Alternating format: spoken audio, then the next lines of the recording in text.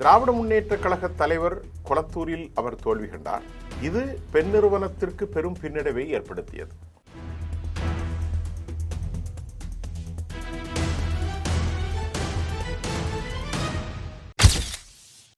அவருடைய மைத்துனர் தான் உதயநிதி, சபரீசன் தான் அவருடைய மச்சான்.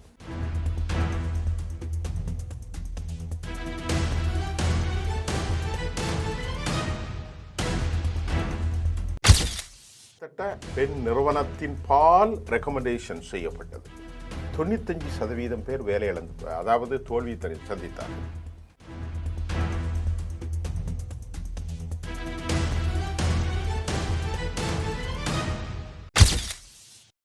பெண் நிறுவனத்தினுடைய செயல்பாடுகள் தற்போது முடக்கப்பட்டிருக்கிறது. 60 நாட்களில் கதவடைப்பு செய்ய வேண்டும்.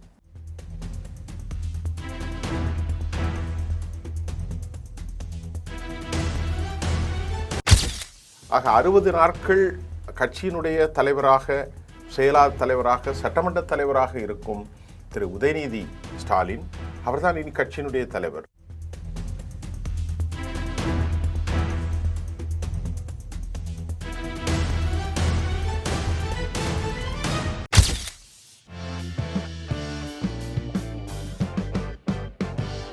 நேயர்களே, இப்போ ரொம்ப முக்கியமான செய்தி. தமிழ்நாட்டில் ஆட்சி, புதிய அரசாங்கம், விஜயனுடைய தாவேகா ஆஸ் எ சிஎம் அவர் எலெக்ட் ஆகியிருக்காரு.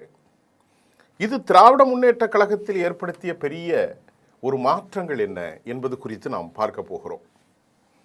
திமுகவில் 2021 350 கோடி ரூபாய் என்கின்ற அளவிற்கு பிகே அழைத்து ஸ்ட்ராட்டஜிக்கல் ஃபார்மேஷன், அதாவது தந்திரோபாய நடவடிக்கைகளை அவர்கள் ஆரம்பித்து வெற்றி பெற்றார்கள்.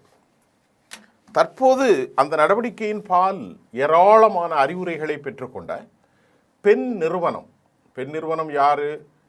சபரீசன், செந்தாமரை ஸ்டாலின், 2 பிள்ளைகள் தான் திரு ஸ்டாலினுக்கு. பெண்ணை கல்யாணம் செய்த அம்பாசமுத்திரத்தை சேர்ந்த முதலியார் ஃபேமிலி.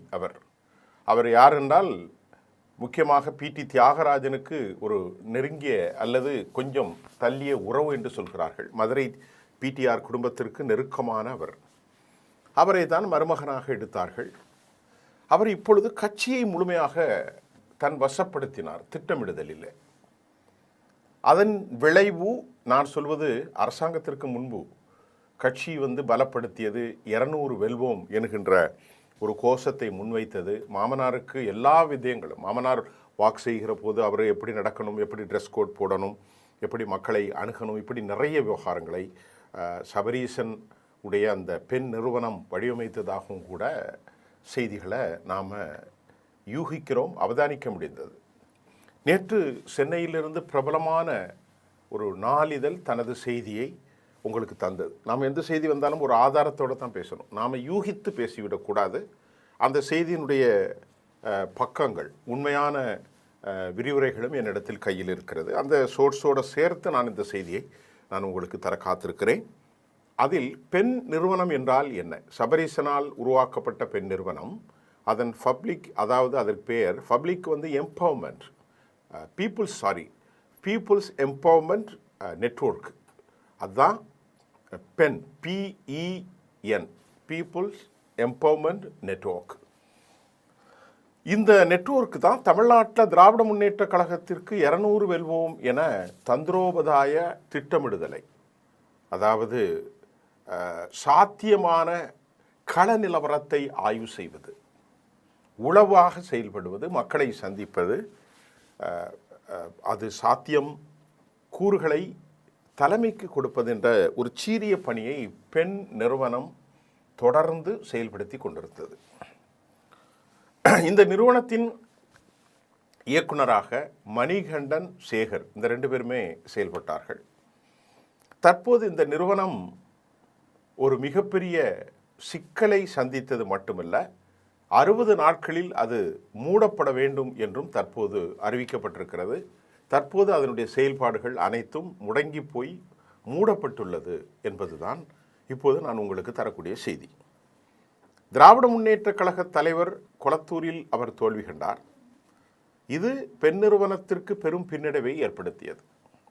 முதலாவது பாயிண்ட். இரண்டாவது பாயிண்ட், பெண் நிறுவனம் ரெக்கமெண்டேஷன், அதாவது அவர்கள் பரிந்துரைத்த 95% வேட்பாளர்கள், அபேட்சகர்கள், யாரெல்லாம் எங்கே நிற்க வேண்டும், அவர்களுடைய கல்வி தகுதி, மக்களுடைய செயல்பாடு தன்மை, மக்களோடு அவருடைய நெருக்கம், சாதிய பின்னணி, இதையெல்லாம் வடிவமைத்து கொடுத்த அந்த கிட்டத்தட்ட பெண் நிறுவனத்தின் பால் ரெக்கமெண்டேஷன் செய்யப்பட்டது. 95% பேர் வேலை இழந்து, அதாவது தோல்வி சந்தித்தார்கள். இது திராவிட முன்னேற்ற கழக தலைமைக்கும் குறிப்பாக உதயநிதி ஸ்டாலினுக்கு பெரும் மனக்குமுறலை ஏற்படுத்தியிருக்கிறது. அவருடைய மைத்துனர் தான் உதயநிதி, சபரீசன் தான் அவருடைய மச்சான். முழுமையாக ஆரம்ப காலகட்டத்தில் அழகிரி, அவருடைய ஃபேமிலி, அதே போன்று இரண்டாவதாக சொல்ல போனால் கனிமொழி, கருணாநிதி, இவர்களெல்லாம் உள்ளே வராமல் ஒரு வளையத்தை அமைத்து பார்த்து கொண்டதில் துர்கா ஸ்டாலின், சபரீசன், செந்தாமரை ஸ்டாலின், உதயநிதி ஸ்டாலின், இவர்களுக்குள் செல்வியும் அடங்கும் என்றும் சொல்லப்படுகிறது. இப்படிப்பட்ட ஒரு கூட்டணி அமைத்துத்தான் அவர்கள் கட்சியை தனதாக்கி கொண்டார்கள். மட்டுமல்ல, அழகிரியுடைய மகள் கூட விஜயனுடைய பதவியேற்பு விழாவுக்கு வந்ததும் கூட அந்த கீறலுடைய ஆழம் தற்போதும் அந்த வடுக்கள் இன்னும் மறையவில்லை, தொடர்கிறது என்பதை நாம் ரொம்ப கவனத்தில் கொள்ள வேண்டும். அப்போ சபரீசனுடைய பங்கு என்ன? ஸ்டாலினுடைய மருமகனாக அவர் வலம் வந்த இந்த பெண் நிறுவனத்தில் மச்சானுக்கும் மாப்பிள்ளைக்குமான இந்த உறவில் கீறலா, அது பற்றி நமக்கு தெரியாது.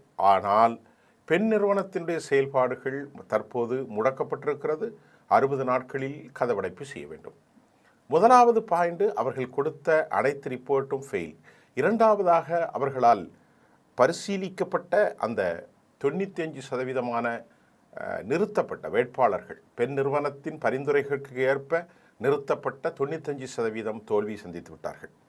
மூன்றாவதாக, மிக முக்கியமான குற்றச்சாட்டு என்னவென்றால், இன்டெலிஜென்ஸ் என்று சொல்லக்கூடிய உளவு அமைப்புகள், உள்துறை, தமிழக காவல்துறையில் பல ரிப்போர்ட்டுகள், உண்மையான ரிப்போர்ட்ஸ் எல்லாம் அரசாங்கத்திற்கு போய் சேராமல் அதிகாரத்தை பயன்படுத்திய சபரீசனுடைய தலைமையின் கீழ் மணிகண்டன் மற்றும் சேகர் இயக்குநர்களாக இயக்கும் இவர்கள் ஒரு தவறான அல்லது மேனுப்புலேட் செய்யப்பட்ட ஒரு ராங் இன்ஃபர்மேஷன் அல்லது இன்ஃபர்மேஷன் விச் வாஸ் கிவன், அது கொடுக்கப்பட்டிருக்கிறது.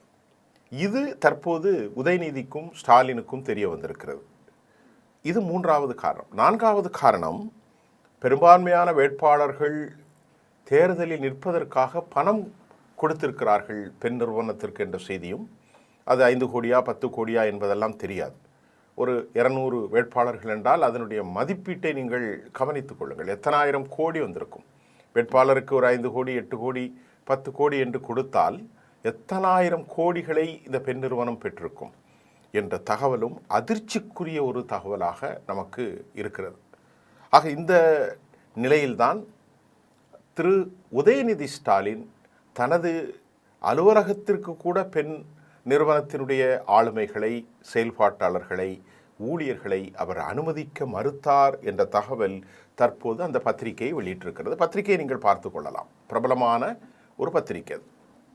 அதே நேரத்தில் மிக முக்கியமாக அச்செவ்வியில் சுட்டி காட்டப்பட்டிருப்பது, இதையெல்லாம் கடந்த ஒரு 4ஆம் தேதிகளுக்கு பின்பு, இந்த மாதம் 4ஆம் தேதியினுடைய எலெக்ஷனுடைய தேர்தல் ரிசல்ட்டுக்கு பின்பாக கடுமையான வாத பிரதிவாதங்கள் முதல்வருடைய ஃபேமிலிக்குள் அல்லது நெருங்கிய வட்டத்துக்குள் நடந்ததாகவும், அப்போது கடுமையான சினமுற்ற திரு உதயநிதி ஸ்டாலின் கொஞ்சம் கடும்போக்கான கருத்தை வைத்ததாகவும் இது தற்போது வெளியாகி வந்திருக்கிறது. குறிப்பாக உதயநிதி ஸ்டாலின் இயக்குனர் மணிகண்டனை கடுமையாக கடிந்து கொண்டதாகவும் நமக்கு தற்போது செய்தியில் இருக்கிறது.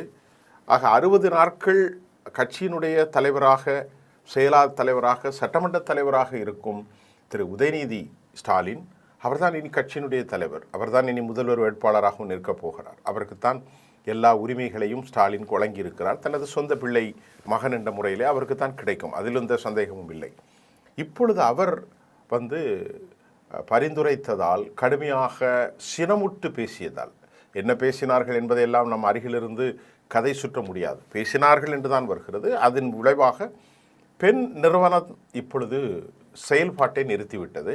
290 பேர் முதல் வேளையாக நிறுவனத்திலிருந்து பணி இழப்பு செய்யப்பட்டு வேலை இல்லாமல் அவர்கள் வெளியேற்றப்பட்டிருக்கிறார்கள் என்ற தகவலும் தெளிவாக நமக்கு தெரிந்திருக்கிறது. இப்பொழுது நீங்கள் புரிந்து கொள்ளுங்கள், இந்த நிறுவனத்தை அவர்கள் நம்பாமல் இவ்வளவு மோசடி. அதிலே கடுமையான கோபம் அவர் ஃபேமிலிக்குள் ஏற்பட்ட காரணம், தமிழகத்தினுடைய முதல்வராக அந்த நேரத்தில் இருந்த திரு ஸ்டாலின் கொளத்தூர் தொகுதியில் ஏராளமான நல்ல பணிகளை செய்திருக்கிறார் என்று மக்களும் சொல்கிறார்கள். ஏராளமான சமூக நலக்கூடங்கள், தூர்வாறுதல் பணிகள், செயற்கையான பல விவகாரங்கள், சாலைகள், இதையெல்லாம் செய்து கூட அவர் தோல்வி அடைந்தது தான் இந்த நிறுவனத்தினுடைய போக்கை சந்தேகிக்க வைக்கிறது. குறிப்பாக 66,000 வாக்கு வித்தியாசத்தில் அவர் வெற்றி பெறுவார் என்று சொல்லப்பட்டது. ஆனால் அவர் 8,600-800 என்கின்ற அளவிலே அவர் மிகுந்த வலியோடு விடைபெற்று சென்றார். இப்போ இந்த பணிகளை கவனித்த பெண் நிறுவனம் பீப்புள்ஸ் எம்பவர்மெண்ட் நெட்வொர்க் ஏன் அவர்கள் செயலிழப்பாகிவிட்டார்கள்? முதல்வரே, மாநில முதல்வரே, அதுவும் மலை கிராமங்களில் அல்ல, ஒரு 5 கிலோமீட்டர் தொலைவில் இருக்கக்கூடிய, 10 கிலோமீட்டர் சுற்று வட்டாரத்துக்குள்ளே இருக்கக்கூடிய, சிட்டியில் இருக்கக்கூடிய இந்த தொகுதியை ஜெயிக்க வைக்க முடியாத நீங்கள், தமிழ்நாட்டில் 95% தோல்வியுற்ற உங்களுடைய ராஜ தந்திரோபாய திட்டங்கள் இனி தேவையில்லை என்பதுதான் உதயநிதியினுடைய கடும் கோபத்திற்கு காரணமாக அமைந்திருப்பதாகவும் நாம் அவதானிக்கக்கூடியதாக இருக்கிறது. பெண் நிறுவனம் தற்போது கதவடைப்பு செய்யப்பட்டிருக்கிறது. அதனுடைய செயல்பாட்டுகளை நிறுத்தி கொண்டிருக்கிறது. 290 பேர் முதற்கட்டமாக அமைப்பிலிருந்து, செயல்பாட்டிலிருந்து விடுதலையாக்கப்பட்டிருக்கிறார்கள், விடுவிக்கப்பட்டிருக்கிறார்கள். ஆர் ஃபோர்ஸபிளி எவாக்குவேஷன், அவர்கள் கடுமைப்படுத்தப்பட்டு நீங்கள் பணி இல்லை, உங்களுக்கு வெளியே போங்கள் என்று சொல்லக்கூடிய அளவிற்கு அந்த நிறுவனம் முடங்கியிருக்கிறது என்பதான் நாம் இந்த செய்தியில் உங்களுக்கு தருகிறோம். மீண்டும் இது போன்ற முக்கிய துல்லியமான செய்திகளை தர காத்திருக்கிறோம். நாளை சந்திப்போம். நன்றி.